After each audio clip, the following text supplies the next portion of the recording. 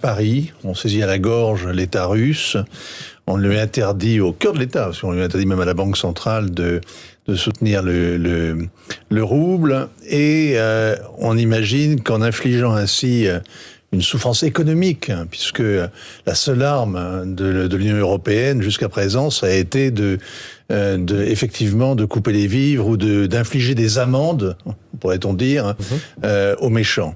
Et on pense qu'en faisant ainsi, en lui serrant le kiki, eh bien la Russie va lâcher prise sur l'Ukraine, ou qu'en tout cas ça va discréditer le Kremlin aux yeux de son opinion publique. C'est exactement le contraire, je pense, qui se passera. C'est-à-dire que je crains malheureusement que Vladimir Poutine, après avoir tympanisé, travaillé l'opinion depuis 30 ans, obtiendra au contraire la démonstration par l'absurde que l'Occident lui veut du mal au peuple russe. Donc je suis pas tout à fait convaincu que les sanctions fonctionnent.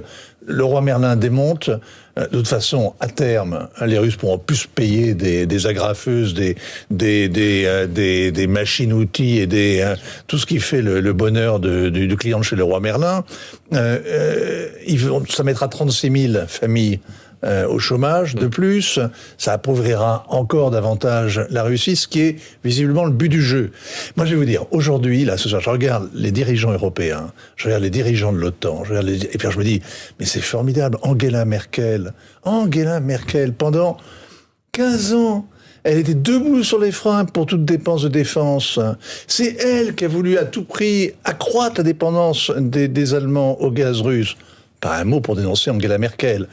Vous aviez hier la mort de Madeleine Albright, autre femme éminente. Tout le monde lui a rendu hommage à l'OTAN ce matin en disant qu'elle avait écrit une page d'histoire. Effectivement, elle a écrit une page d'histoire. Elle détestait les Serbes. Elle a fait la guerre au Kosovo au mépris total de la charte de l'OTAN, au mépris du Conseil de sécurité. Elle a donné enfin à la bureaucratie otanienne. C'est la première fois que l'OTAN intervenait et agissait en dehors des manœuvres. Enfin, l'OTAN faisait la guerre en dehors de sa zone. Et en défiant la Russie, on a, 25 ans après, on a le retour de choc. Ce qui se passe en politique étrangère, les décisions qu'on prend en matière de défense, c'est sur des décennies. Il faut pas avoir en vue la prochaine élection, et ça ne demande pas le prochain sondage, mais ça ne demande pas la prochaine élection, il faut voir à 30 ans, à 40 ans. Alors, quand ça arrive, quand les trucs arrivent, on cherche une riposte immédiate. Donc, on prend des sanctions parce que, moralement, ça vous donne l'illusion de faire quelque chose. Mais il faut quand même pas s'abuser sur l'impact des sanctions. Il faut pas croire que un coup d'État magique va nous débarrasser de Poutine et qu'enfin l'Ukraine va être libre, indépendante et arrimée à l'Europe. C'est pas comme ça que les choses vont se passer. Et même Macron a dit il y a quelques instants qu'il pourrait encore augmenter les sanctions, je précise. Oui, bien sûr, parce qu'il faut faire quelque chose. Il est insupportable aux téléspectateurs à qui on montre en permanence les ruines des immeubles à Mariupol. Il est insupportable de rester passif. Et il est difficile d'entrer dans une espèce de révision des politiques qui ont été menées, qui nous ont amenés là. Mais il y a quand même un moment où il faut tenir un discours de vérité. Il faut essayer de comprendre qu'est-ce qui s'est passé et qu'est-ce qui est en jeu.